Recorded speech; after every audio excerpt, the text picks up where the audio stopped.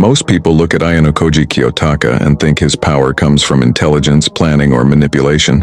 But that's surface-level observation, the kind of thinking that watches outcomes and never questions foundations.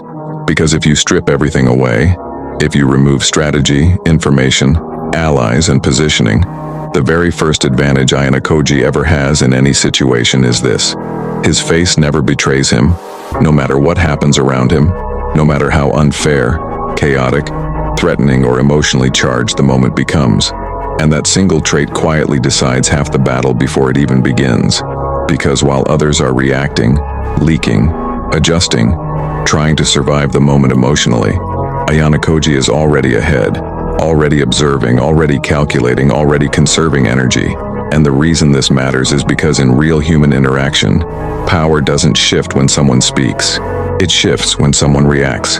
The moment your face changes, the moment your eyes flicker, the moment your breath tightens, you have revealed that the situation touched you. And Ayanokoji almost never allows that. Not because he feels nothing, but because he refuses to let emotion drive expression. And this is the first misunderstanding people have about him. They think he's emotionless, detached, cold by nature. But that's incorrect. Ayanokoji feels everything. He simply doesn't identify with what he feels. Emotion arises, he notes it, and then he decides whether it deserves to exist externally. And most of the time, it doesn't. Which is why his poker face feels so unsettling. Because it's not forced, it's not stiff, it's not performative. It's the natural result of a mind that does not rush to resolve discomfort. And this is exactly where most people fail under pressure. They feel uncertainty and immediately try to close it. Through reaction, through expression, through explanation, through aggression or nervous humor. And in doing so, they teach everyone around them a dangerous lesson: that their internal state is easy to access, easy to disturb, easy to control. Whereas Ayanokoji does the opposite. He allows uncertainty to exist without rushing to fix it. He lets silence stretch. He lets tension sit in the air. And because his face doesn't change, the tension has nowhere to go except back to the other person. And this is where psychological dominance quietly forms, because humans are wired to expect starts panicking, questioning, overthinking, and trying to regain control, often by revealing more than they should. Which is why in so many scenes Ayanokoji barely speaks, barely reacts, yet somehow ends up knowing more than everyone else. Because silence extracts information, calm creates pressure, and a neutral face under stress is more threatening than any aggressive expression. But here's the part that separates fiction from reality and makes Ayanokoji terrifyingly realistic. His control does not start at the face, it starts in the nervous system. You'll notice that even in high-stakes moments, his breathing remains slow, his posture relaxed, his body settled.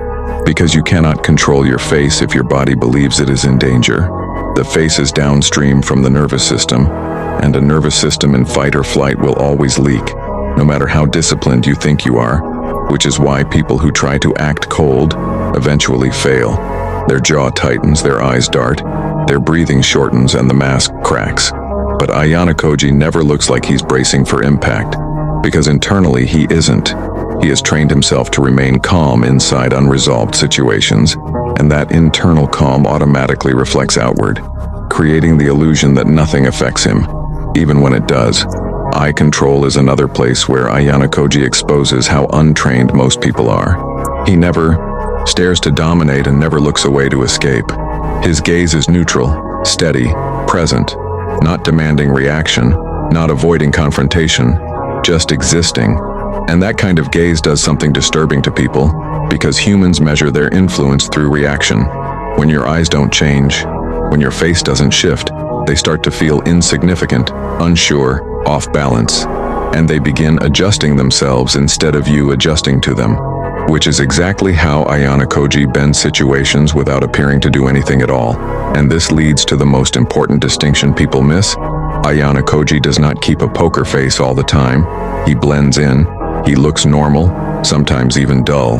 But the moment pressure appears, the moment stakes rise, the moment someone tries to test, corner, or manipulate him, his expression stops changing completely. And that contrast is what makes people uneasy, because they expect cracks under stress. They expect emotion to leak.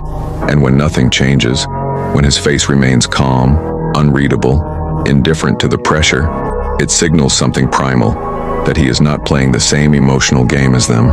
And once someone realizes that, they either overextend, retreat, or make mistakes, but they almost never gain ground.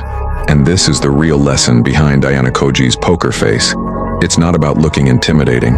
It's about not participating emotionally when participation would cost leverage. It's about conserving reactions like currency, spending them only when there is a return.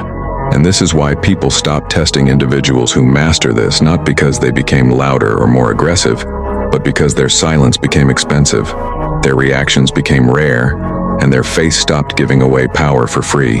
And once you reach that level, you don't need to announce confidence, dominance, or intelligence because, like Ayanokoji, control is already assumed the moment your face refuses to move.